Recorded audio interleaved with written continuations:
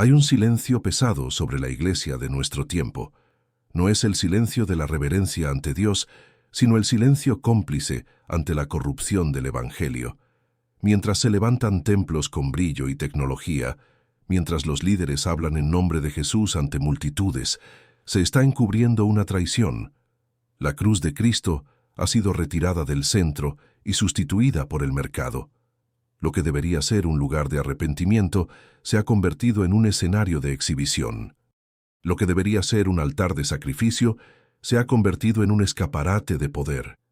Así nació la crisis que hiere la fe en nuestros días.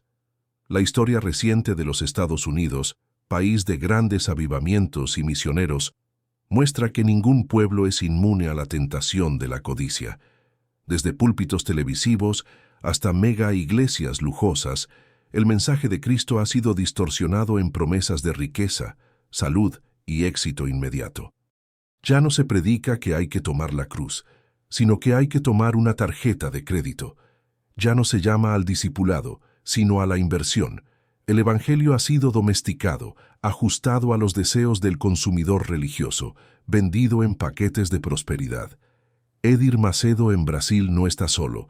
En Estados Unidos surgieron Creflo Dollar, Robert Tilton, Peter Popoff y muchos otros. Hombres que han convertido la fe en un negocio, que miden el poder de Dios por aviones privados y mansiones. Hay incluso quienes, como James MacDonald y Kirby John Caldwell, desviaron fondos de iglesias y explotaron a los fieles para enriquecerse. Otros, como Jim Bakker, Jimmy Swaggart y Lamor Whitehead, se hundieron en escándalos sexuales y financieros que mancharon el nombre del Evangelio. Aún más dolorosos son los casos de Eddie Long y Robert Morris, en los que las acusaciones de abuso han dañado vidas y comunidades enteras. Cada uno de estos nombres no solo representa una caída individual, sino todo un sistema de distorsión de la fe. Sin embargo, las Escrituras no callan, nos recuerdan, no se puede servir a Dios y a las riquezas. Denuncian, el amor al dinero es la raíz de todos los males. Nos exhorta, guardaos de la avaricia. Esta palabra es una lámpara que expone las tinieblas y muestra que el camino de la Iglesia no es el camino de la ostentación, sino el de la obediencia. Es el camino estrecho, no el ancho. Es el camino de la cruz, no el del escaparate. Bonhoeffer nos enseñó que la gracia barata es enemiga mortal de la Iglesia. La gracia barata promete perdón sin arrepentimiento, bendición sin discipulado, vida sin muerte. Y esa gracia barata es la marca de los falsos profetas modernos. Predican un Cristo sin cruz, un evangelio sin renuncia, una fe sin costo. Pero el verdadero Cristo llama: quien quiera venir tras mí, que se niegue a sí mismo, tome su cruz y me siga. Por eso este libro no es una recopilación de chismes religiosos, es un clamor pastoral. No busca destruir a las personas, sino exponer estructuras. Su objetivo no es herir, sino despertar. La Iglesia necesita recuperar su conciencia, necesita discernir entre lo verdadero y lo falso, entre lo que viene del Espíritu y lo que nace de la carne. Necesita volver a Cristo, el siervo sufriente, y rechazar los ídolos dorados que ocupan el altar. Lo que vendrá en los siguientes capítulos no es una mera denuncia, sino un llamado al arrepentimiento. Vamos a mirar nombres e historias, no para escandalizarnos, sino para aprender. Vamos a examinar caídas, no para burlarnos, sino para vigilar, porque si estos hombres cayeron, es porque la Iglesia les permitió subir a tronos que nunca debieron existir. El cuerpo de Cristo necesita recordar que solo hay un Señor y que ningún hombre puede ocupar el lugar que le pertenece al Cordero. Que al abrir estas páginas no leas solo escándalos humanos, sino que escuches al Espíritu llamándote a la fidelidad. Que cada relato sea un espejo que nos muestre hasta dónde puede caer la Iglesia cuando abandona la cruz. Y que cada palabra sea también una invitación. Volvamos al Evangelio puro, volvamos al Cristo vivo, volvamos al camino estrecho, porque solo allí hay vida verdadera. Cuando el oro entra en el templo como señor y no como siervo, el altar se contamina. La luz de la cruz se apaga bajo los focos del escenario, y el púlpito, que debería ser un lugar de sacrificio, se convierte en un escaparate de ostentación. Así camina la iglesia herida por la teología de la prosperidad, que ya no se avergüenza de convertir la fe en moneda y la salvación en mercancía. En Estados Unidos, cuna de tantos avivamientos verdaderos, también se han erigido ídolos en forma de aviones, mansiones y promesas vendidas. El nombre de Creflo Dollar destaca en este escenario no solo por la ironía de su apellido, sino por el escándalo de su práctica. Su ministerio, rodeado de residencias lujosas, coches de élite e incluso una solicitud pública para la compra de un jet Gulfstream G650 de $65 millones, expresa el apogeo de una fe moldeada por el consumo. Aquí no hay una figura de siervo sufriente, sino de un triunfador revestido de gloria humana.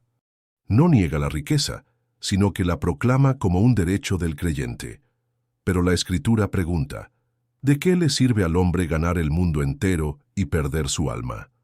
Robert Tilton, por su parte, en el apogeo de su programa de televisión, recaudaba casi $80 millones al año.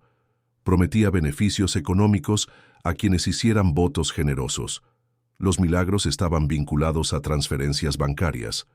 La oración se cambió por sobres y el clamor de los santos por contratos financieros. Tras las denuncias, llegó la caída. Pero el daño espiritual ya estaba hecho. ¿Cuántos perdieron la fe por haber sido engañados en nombre de Dios? ¿Y qué decir de Peter Popoff, que simulaba dones proféticos mientras recibía información a través de un dispositivo electrónico oculto? Revelaba detalles personales de los fieles como si fueran revelaciones divinas, pero todo provenía de un equipo oculto.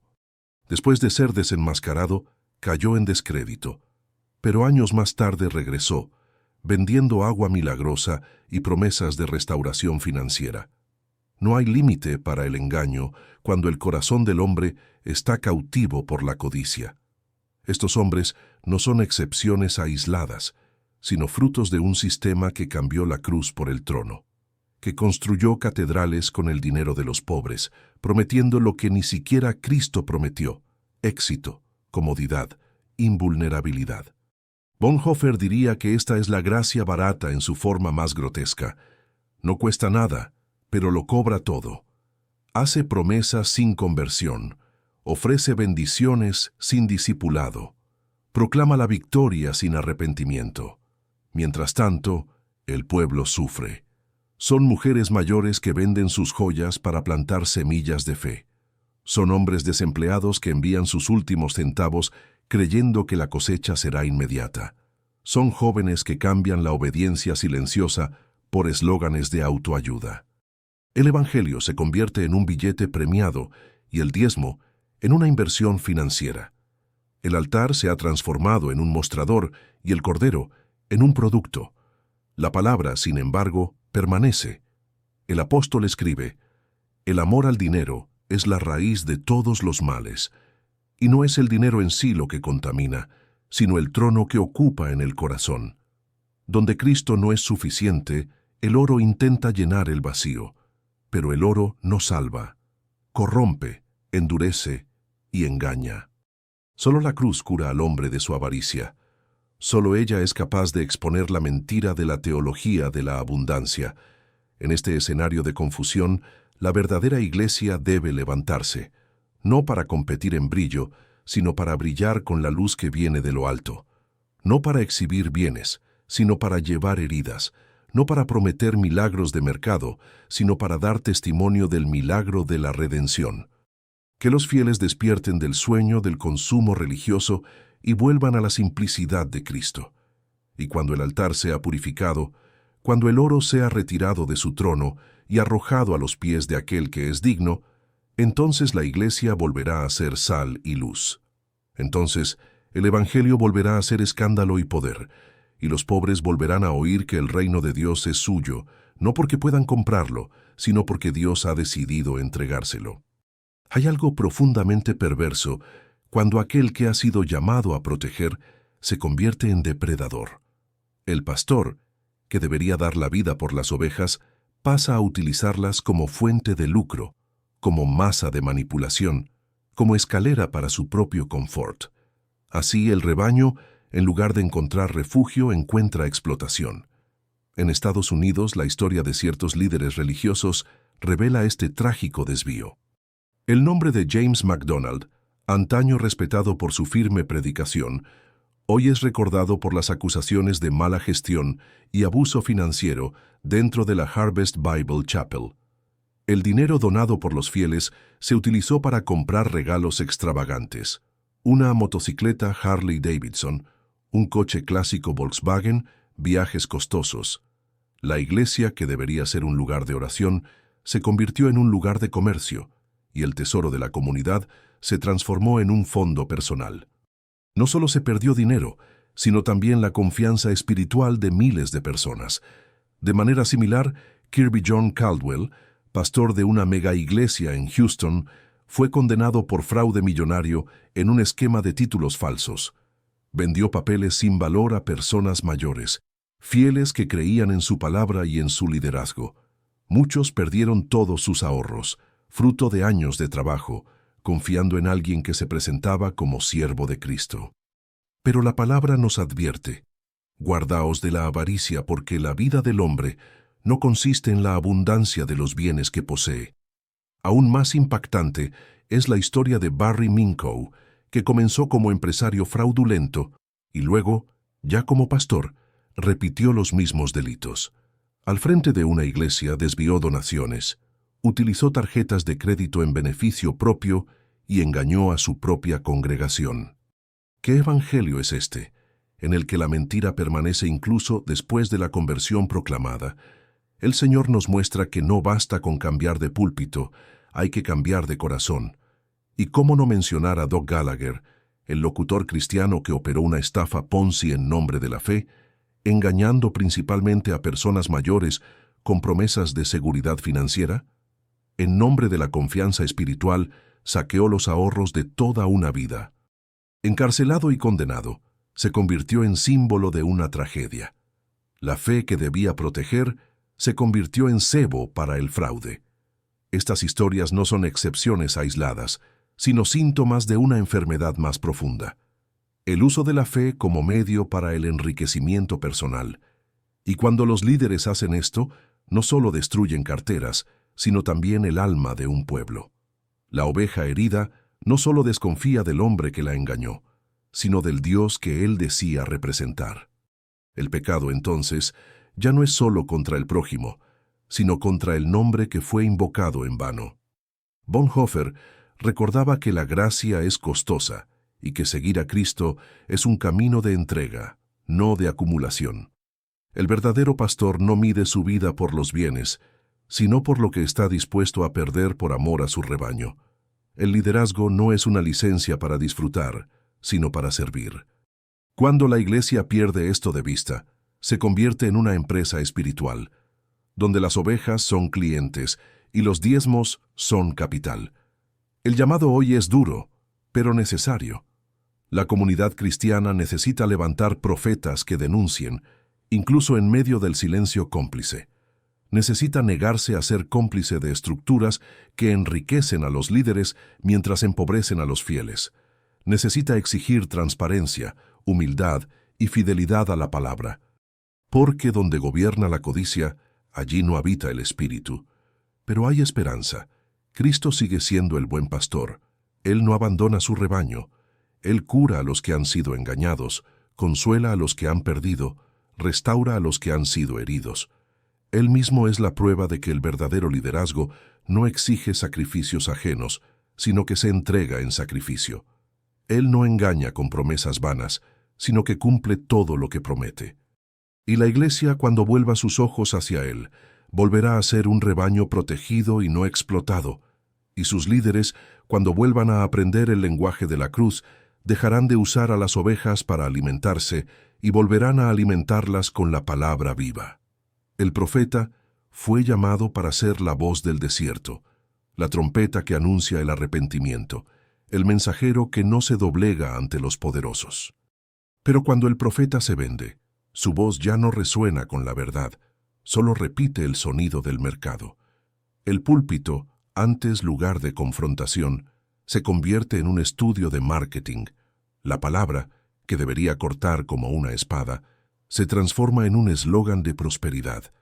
Y el pueblo, en lugar de escuchar la voz de Dios, escucha promesas de éxito terrenal. En Estados Unidos, esta deformación de la predicación tiene rostro y nombre. Jim Bakker fue quizás el más emblemático de ellos. Su imperio PTL, construido sobre donaciones de millones de fieles, llegó a controlar cadenas de televisión e incluso un parque temático cristiano, Heritage USA. El sueño parecía sagrado, pero se sustentaba en promesas financieras vacías y en el desvío de ofrendas.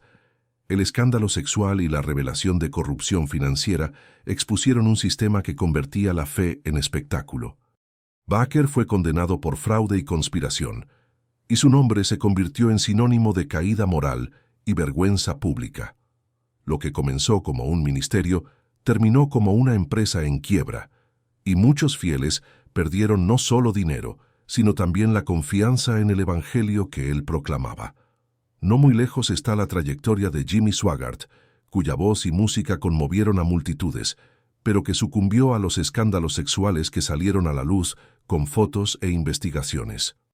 Su ministerio, que llegó a mover más de $100 millones al año, se derrumbó ante la revelación de su hipocresía. El predicador que condenaba con vehemencia los pecados en público fue sorprendido en prácticas vergonzosas en secreto. La advertencia de Jesús se cumplió. No hay nada oculto que no venga a ser revelado. Y con la revelación llegó la ruina. Otro ejemplo es el de Lamor Whitehead, el llamado pastor Bling Bling. Su estilo extravagante, marcado por ropa de diseño y joyas ostentosas en los cultos, ya revelaba la prioridad de su fe. No la cruz, sino el lujo. En 2024 fue condenado por fraude, acusado de engañar a miembros de su propia congregación en una estafa financiera de $90,000.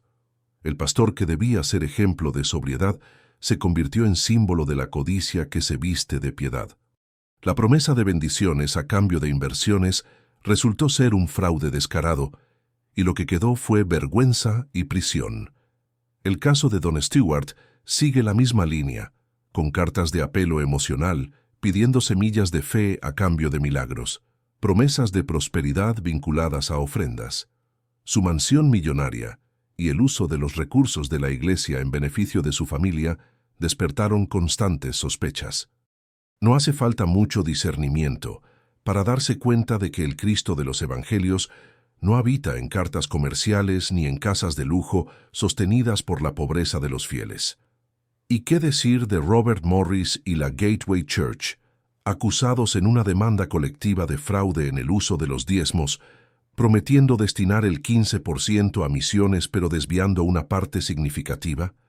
Cuando se pierde la transparencia, se rompe la confianza. La iglesia ya no es vista como el cuerpo de Cristo, sino como una institución que engaña a sus propios miembros. Esto destruye no solo los presupuestos, sino también la credibilidad del testimonio cristiano. Bonhoeffer decía que la iglesia solo es iglesia cuando existe para los demás. Pero cuando pasa a existir para alimentar el ego y el bolsillo de sus líderes, deja de ser iglesia y se convierte en empresa. El profeta vendido es más peligroso que el falso profeta, porque habla en nombre de Dios, pero con el corazón en el mercado. Su predicación suena piadosa, pero su fruto es la corrupción. El llamado, por lo tanto, es a recuperar la voz profética. Es recordar que el predicador no fue enviado para acumular, sino para perder, no para conquistar, sino para anunciar, no para ser aplaudido, sino para ser fiel. El verdadero profeta no se vende porque ya fue comprado por el precio de la sangre en la cruz. No se inclina porque su Señor está por encima de todo trono. No calla porque su boca ha sido tocada por el fuego de Dios. Y cuando la iglesia recupere esa voz, el mundo volverá a escuchar no promesas de oro, sino el mensaje de la cruz. Y ese mensaje es escándalo para unos, locura para otros, pero poder de Dios para todos los que creen. El poder espiritual fue dado a la Iglesia no para dominar, sino para servir. Debe ser una señal de la presencia de Cristo, que lava los pies, acoge a los niños y se entrega por los pecadores. Pero cuando este poder se distorsiona, se convierte en una herramienta de manipulación, abuso y violencia. Y cuando tal distorsión es practicada por aquellos que deberían ser pastores, el rebaño sufre las heridas más profundas. La historia reciente de los líderes estadounidenses expone con claridad este trágico escenario. El caso de Eddie Long, pastor de la Iglesia Bautista Misionera New Birth, es emblemático. Respetado durante años como líder de una de las iglesias afroamericanas más grandes de los Estados Unidos, fue acusado de abuso sexual por jóvenes de su propia congregación. Aunque muchos procesos se cerraron con acuerdos extrajudiciales, las marcas espirituales y emocionales permanecieron. El pastor, que debería ser ejemplo de pureza y guía de fe, fue desenmascarado como depredador. Bonhoeffer recordaría que un liderazgo que vive en la mentira no puede conducir al arrepentimiento, porque ya ha perdido la capacidad de ser transparente ante Dios y los hombres. Otro ejemplo doloroso es el de Robert Morris, fundador de la iglesia Gateway, que en 2024 renunció tras ser acusado de abusos sexuales ocurridos décadas antes. Aunque la denuncia se refería a un tiempo lejano, la revelación sacudió profundamente a la iglesia que lideraba, mancillando el testimonio de la comunidad. Cuando un líder cae en este tipo de pecado, no solo se derrumba su reputación, sino también la confianza de toda una generación que se inspiraba en él. El poder espiritual, que debería proteger, se convirtió en un arma de destrucción. También están los abusos financieros, que también hieren como forma de poder.